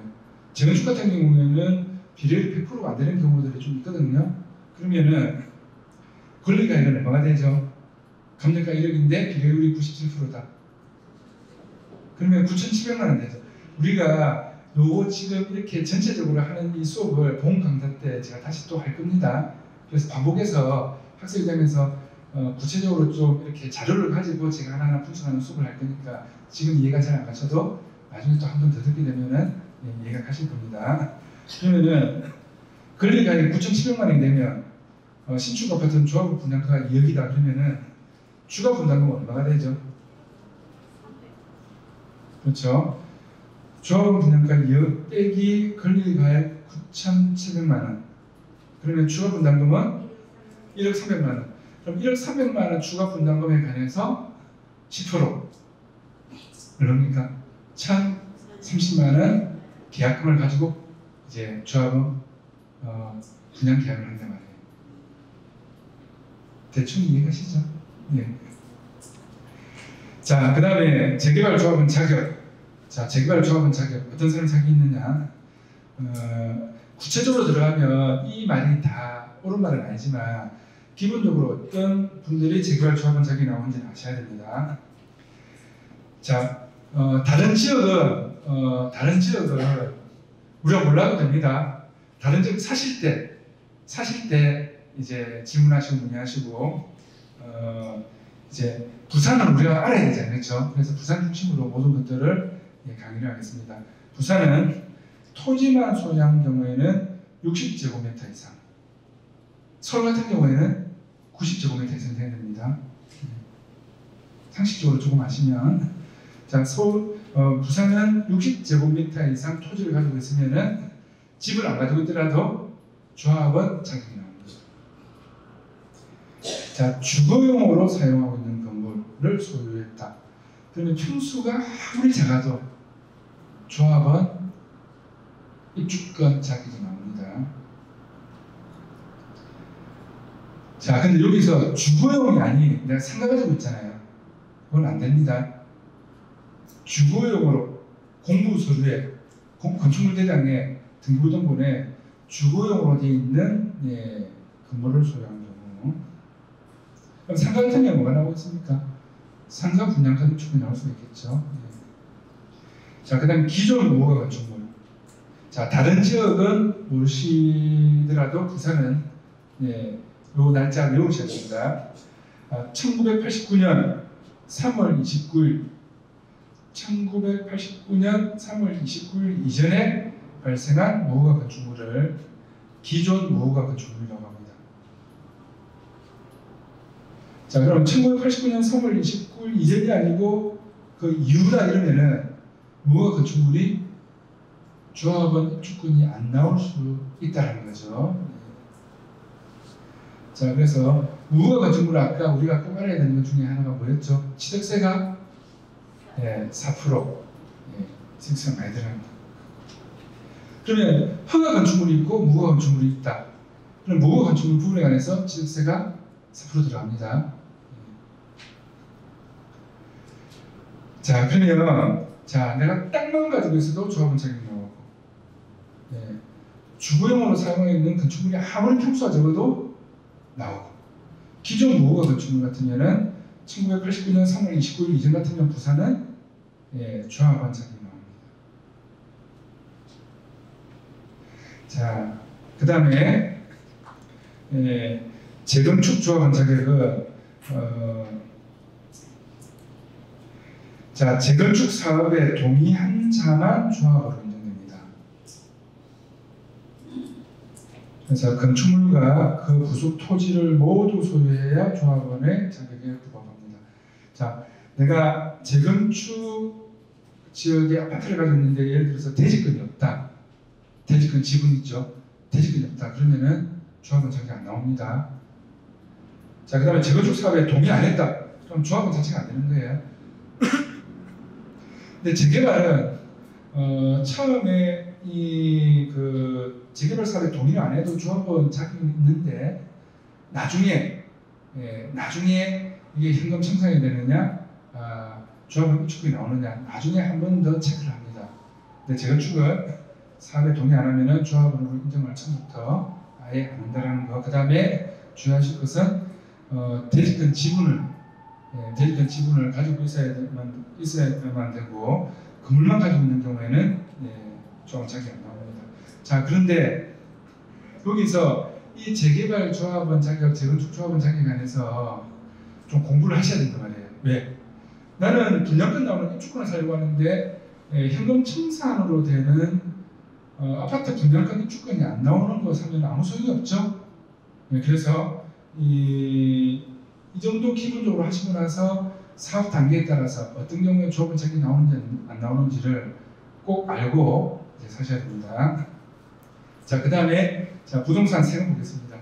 자, 기매물건 자료를 미리 드렸으니까 입찰할 수 있는 자료 물건을 이제 드렸으니까 꼭 보시고 나중에 좀 도움이 될 수 있으면 좋겠습니다.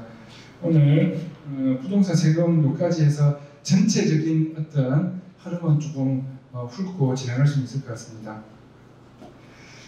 자, 부동산 세금 절세. 자, 세금 탈세가 아닌 절세입니다. 절세. 양도소득세 세율 2020년 기준입니다. 자, 양도소득세 세율은 아셔야 됩니다. 기본적인 세율을 아셔야 되죠. 그래서 가세 표준이 1,200만 원 이하. 뭐 이거 빼고 저거 빼고 경비 다 빼고 뭐 250만 원 공제하고 나중에 마지막에 이 세율 적용하는 가세 표준이 나오거든요. 이 가세 표준 금액이 1,200만 원 이하면 6% 됩니다.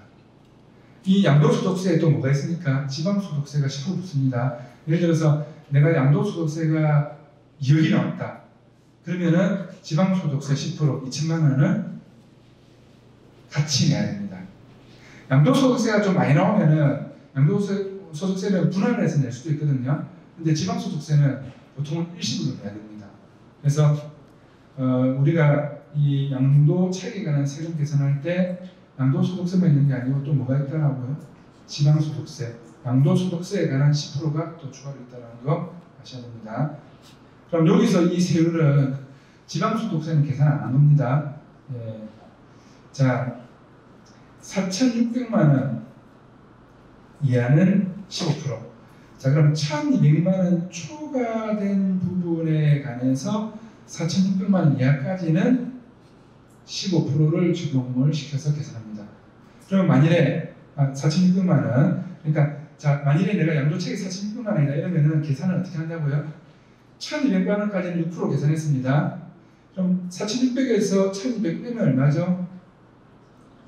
3,400만 원 있죠. 이 3,400만 원은 세금을 얼마를 계산한다고요? 15%를 곱한단 말이에요. 자, 그런데 계산을 쉽게 하는 방법이 그냥 4,600만 원 곱하기 15% 하고 나서 누진공제 108만 원을 빼면은 계산이 똑같습니다.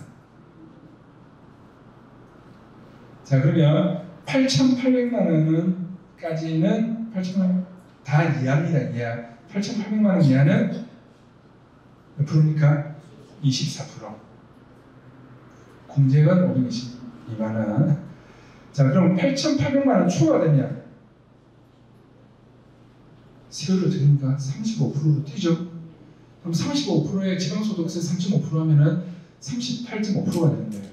자, 그러면 내가 8,800만 원을 버는 게 아니고 9,800만 원 벌었다. 9,800만 원. 그러면 8,800만 원까지는 24% 적용했는데 구간별로 다르게 계산하는 건 아시겠죠? 예. 그런데 8,800만 원보다 내가 1,000만 원 더 벌려고 했어요. 1,000만 원 더. 1,000만 원 더 버는 이 돈은 세율이 8,800만 원 초과되면 몇 %를 곱하죠? 35% 곱하잖아요. 그렇죠? 그러면은 1,000만 원 곱하기 35% 하면 얼마죠? 350만 원에 관한 지방소득세까지 포함해서 385만 원, 거의 약 한 40% 가까이를 내가 세금을 내야 된다고 합니다.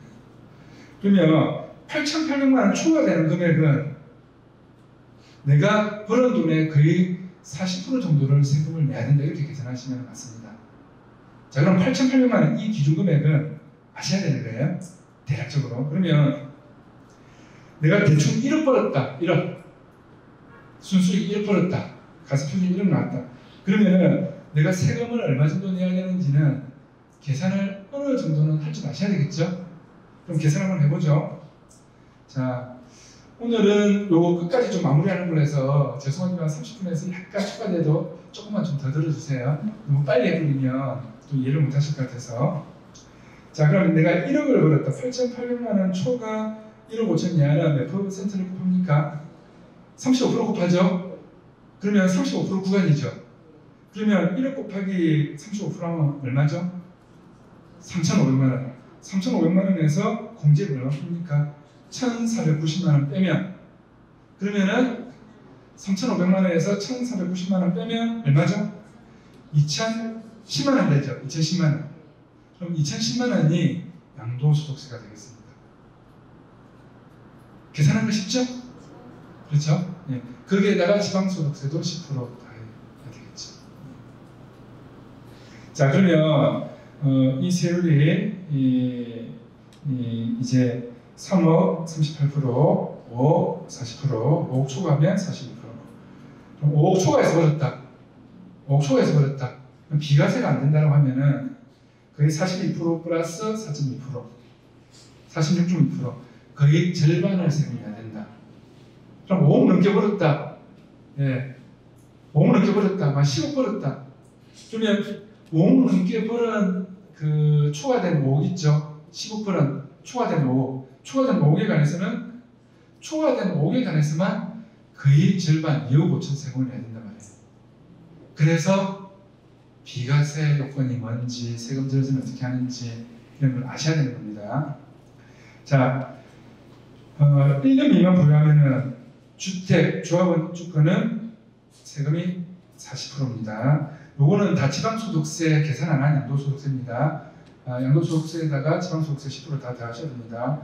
토지는 50%. 자, 그럼 2년 미만은 자, 주택은 입주권은 기본세율 6%에서 40%. 일반 세율, 기본 세율 하면은 조금 전에 봤던 거 이걸 이야기합니다. 그 위에 하나를 빠뜨렸네요. 자, 요 6%에서 42%가 기본 세율인데 기본 세율 2년 이상 보유했을 때 기본 세율로 되고, 자, 다주택자는 주택수에 조합원 입주권도 포함합니다. 자, 주택이 많은 사람들은 주택수에 모두 포함한다고요? 조합원 입주권도 포함합니다. 자, 내가 주택을 A라는 주택이 있는데 조합원 입주권도 하나 가지고 있어요. 근데 내가 주택을 팔아요. 내가 주택이 만약에 한 채가 있고 조합원 입주권이 2개가 있어요. 내가 주택을 팔 때는 조합원 입주권도 어떻게 한다고요? 주택수에 포함. 그럼 조합원 입주권 2개 가지고 있고 주택 하나 가지고 있는데 주택을 하나 팔아요. 그럼 내가 몇 채가 있는 거죠? 3채. 자, 조합원 입주권을 팔 때는 계산을 그렇게 합니다. 조합원 입주권을 팔 때는 그냥 주택으로 취급을 안 하고 일반 세율로 계산합니다. 어떻게? 6%에서 42%. 비과세 이런 게 없어요. 그러면 그 입주권을 팔 때 비과세 되는 것은 간단하게 말씀드리면 관리 처분 인가 전에 비과세 요건을 갖춰야지만 관리 처분 인가 전에 그것도 첫 번째 관리 처분 인가입니다. 관리 처분 인가도 변경돼서 여러 번 될 수도 있거든요. 그래서 사람들이 실수하기 좋은 게 관리 처분 인가가 여러 번 났을 때는 실수해가지고 마지막 관리 처분 인가로 계산하는 경우도 있습니다. 그래서 첫 번째 관리 처분 인가 이전에 비과세 요건을 갖춰야지만 그 비과세가 될 수 있고, 그런 게 아니면 무조건 과세 대상이라고 보시면 됩니다. 그래서 입주권을 팔 때는 그냥 일반 상가 팔듯이, 일반 토지 팔듯이 그렇게 기본 세율이 적용된다고 보시면 되고, 내가 주택을 팔 때는 조합 입주권이 어떻게 해요? 주택 수에 포함돼서 다주택자로 들어간단 말이에요. 자, 그 다음에 조정 대상 지역 내 주택 할 때는 1세대 2주택 이상은 플러스 10%, 3주택 이상은 플러스 20%, 기본적으로 하셔야 되는 거고요. 자, 그 밑에 제가 이 화면을 안 내렸네요. 잠시만요.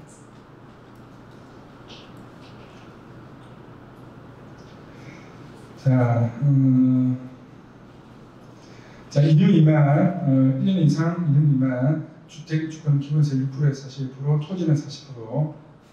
자, 분양권은 조정 대상 지역은 보유기간 상관없이 50%입니다. 비조정 대상 지역 부산이죠. 1년 미만은 분양권은 50%, 그 다음에 2년 미만은 40%. 2년 이상이 되면은 기본세율. 기본세율 아까 배웠죠? 6%에서 42%. 자, 그 다음 2020년부터 1세대 4주택자부터는 취득세 어떻게 됩니까? 4%. 내가 지금 4채가 되면은 3채를 가지고 한 채 더 사면 4채에 이제 취득 때부터는 취득세가 4% 들어간다. 자, 부부 공동명의하면 양도세가 절세된다라고 해놨습니다. 자, 아까 이 기본세율 있잖아요. 이 기본세율이 만일에 내가 양도차익이 1억이 났어요. 그러니까 아까 계산하니까 대충 양도소득세가 2천만 원 나왔죠.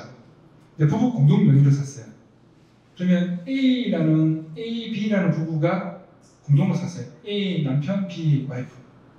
그러면 A는 5천만 원 양도차익이 생긴 거고 B도 5천만 원 양도차익이 생긴 거예요. 그럼 5천만 원까지는 어떻게 됩니까? 여기 기본세율 보시면은 5천만 원까지는 4,600만 원 초과 8,800만 원 이하죠. 그러면 그 세율이 몇 프로죠? 24%죠.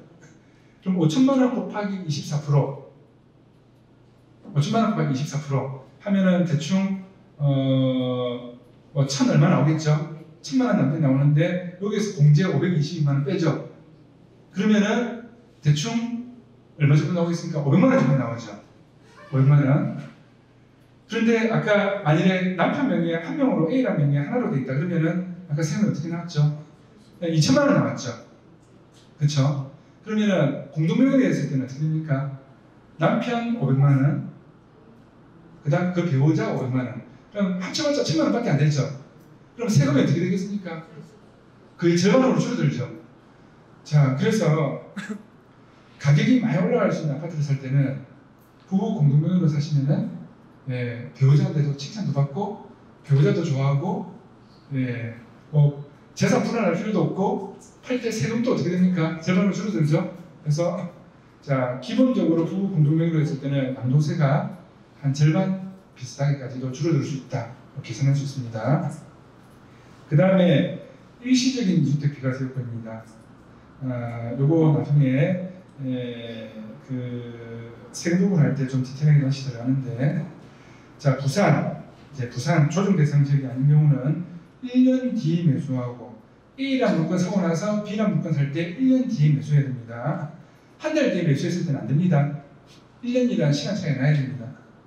자, 지금부터 하는 것들은 무슨 말인지 모르겠다 이래도 나중에 봉사할 때 다시 할 거니까 중간중간에 좀 해드릴 거니까 이해 안 가시더라도 좀 진도를 빼도록 하겠습니다. 우리 수업 시간이 다 돼가서 1년 뒤 매수하고 나서 A라는 물건 사고 나서 B라는 물건 살 때 1년 뒤 B라는 물건을 매수를 하고 A라는 물건을 기존 물건을 2년 이상 보유하고 종전주택 기존에 샀던 A라는 물건을 3년 안에 매도하시면은 일시적인 이주택이더라도 비과세, 양도소득세를 모두 다 하나도 안 내고 비과세를 받을 수 있습니다. 자, 근데 조정 대상 지역 매수 물건이 2017년 8.2 대책 이후에 취득한 경우에 자, 취득 시점을 보거든요. 취득 시점이 2017년 8.2 대책 이후에만 취득했다. 그러면 거주요건 2년을 갖춰야지만 비과세 될 수 있습니다.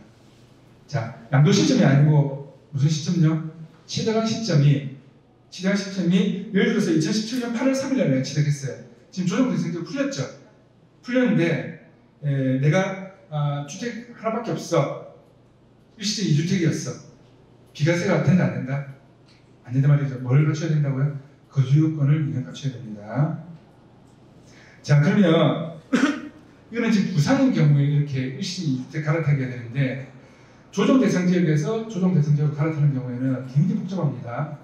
굉장히 복잡하고 조정에서 조정으로 왔다 갔다 하는 거 아니고 조정에서 비조정 사고 비조정에서 조정 사고 비조정에서 비조정 사고 이런 것들은 3년 안에 매도하시면 되는데 조정 대상 지역 안에서 사실 때는 3년 안에 매도하는 게 아니고 2년 안에 매도해야 되고 더 짧은 시간 안에 1년 안에 매도해야 되고 이런 이제 규제가 있습니다. 그래서 일단 부산을 위주로 제가 수업을 하니까 3년 안에 매도하면 된다 이 정도 하시면 되겠고 가장 키포인트는 조정 대상 지역에서 조정 대상 지역 여기에서 사고 팔고 이제 일시 2주택으로 됐을 때는 이 3년이 아니고 더 짧은 기간 안에 매도해야 된다. 이 정도는 아셔야 되겠습니다. 그래서 부산 조정 대상 지역 지정일과 해제일 요거를 꼭 아셔야 되는데 이 지정일은 자, 해수동, 해운대구, 수영구, 동래구는 2016년 11월 3일 날 진행됐습니다. 남구, 연제구 같이. 그 다음에 2017년 6월 19일에 부산 진구 기장군이 추가로 진행됩니다. 그러면 내가 집을 팔 때 이 조정 대상 지역으로 2016년 11월 3일, 2017년 6월 19일 이렇게 진행됐죠. 그렇죠? 근데 내가 지금 팔려고 하니까 조정 대상 지역이 다 풀렸어요. 풀렸는데 이 산 시점이 딱 보니까 8.2 대책 이후에 샀다. 예를 들어서 2017년 8월 3일에 샀다. 8월 4일에 샀다. 그러면은 뭘 갖춰야 된다고요? 거주요건을 갖춰야 됩니다. 거주요건 안 갖추면 어떻게? 세금 폭탄 맞습니다. 그러면 재개발 재건축 지역 이런 거 샀다. 그러면은 재개발 재건축 지역 샀을 때는 그냥 한참 전에 샀어요. 한참 전에. 그런데 나중에 취득 시점을 나중에 계산할 때 그 아파트가 준공된 날짜 있죠. 입주한 날짜. 이 날짜를 내가 그 아파트 취득 시점으로 또 보는 계산이 있거든요. 그런데 내가 지정되기 훨씬 전에 한 2015년에 샀다, 2014년에 샀다. 그런데 이 아파트는 준공이 언제 됐단 말입니까? 2017년 8일 대책 이후에 만일에 2017년 9월 달에 준공됐다. 이렇게 되면 거주요건 갖추셔야 되는 거죠. 이거 모르고 팔아가지고 보통은 재개발, 재건축 사신 분들이 보통 매도책이 3억 이상이 거의 다 났거든요. 그때 사신 분들은 그럼 3억 정도 차이 났다. 그러면은 양도세 계산해 보시면 거의 1억 돈 이상의 양도세를 내셔야 됩니다. 자, 3억 계산해 볼까요? 자, 3억 이상. 3억은 얼마를 곱합니까? 38% 곱하죠? 그렇죠? 3억 곱하기 38% 하면 얼마죠?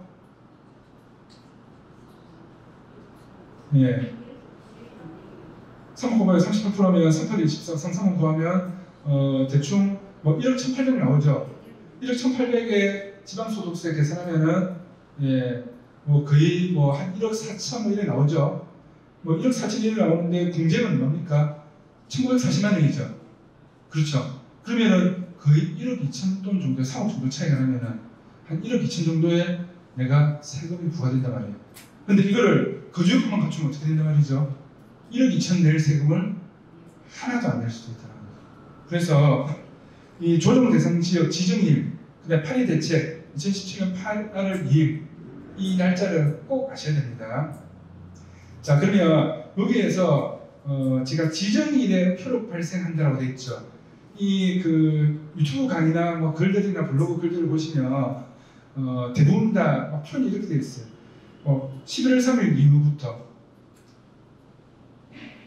6월 19일 2016년 11월 3일 이후부터 2017년 6월 19일 이후부터 해제일은 2018년 12월 31일 이후부터 이렇게 표현되어 있는데 이 정확한 의미를 아셔야 됩니다. 날짜가 딱 걸리는 경우가 있거든요. 이 지정일에 해제일에 효력이 발생한 겁니다. 그러면 2016년 11월 3일 날 지정됐죠. 이 지정일에 뭐가 발생한다고 효력이 발생한다. 그러면 2016년 11월 3일에 산 사람은 조정 대상 지역이 산 거예요. 아시겠죠? 그러면 해제일 보세요. 2018년 11월 31일 남구, 부산 남구 같은 경우에 남구 대운동에 있는 물건을 만일에 가지고 있다. 그러면 2018년 12월 31일에 내가 많이 판다. 12월 31일에 어떻게 됐단 말입니까? 해제 효력이 생긴다 그 말이에요. 그러면 30일까지 파는 사람은 문제가 됐는데 31일 날 파는 사람은 31일 날 해제 효력이 발생됐죠. 그러면은 이거는 해제 효력이 발생됐으니까 상관없는 거예요. 자, 그래서 이 날짜를 정확하게 알고 계셔야 됩니다. 자, 우리가 이런 내용으로 해서 우리가 이제 수업을 나머지 6번 진행을 할 건데 구체적으로 좀 디테일하게 들어갈 겁니다. 그래서 지금 되게 서두른다고 많이 서둘렀는데 알람도 이제 막 울립니다. 수업 시간이 다 돼서 그 기본물건 자료 드린 거 있죠. 꼭 보시고 본인한테 맞는 것들은 나름대로 입찰을 한번 해보시면 되겠습니다. 제가 그래서 지금 한 달치 입찰 물건들을 거의 다 제가 블로그에다 사진 찍어서 올려놨거든요. 그래서 다음 주에 또 프린트물 드릴 거고 이제 경매 건립 분석에서 별로 문제 없는 것들 있죠. 좀 쉬운 것들 위주로만 검토를 하시면 좋겠습니다. 자, 다음 주부터는 우리가 경매 물건들 구체적으로 하나하나씩 좀 보면서 진도를 나가도록 그렇게 하겠습니다. 1시간 반 동안 참 정말 열심히 강의 들어주셔서 감사합니다. 마치도록 하겠습니다. 수고하셨습니다.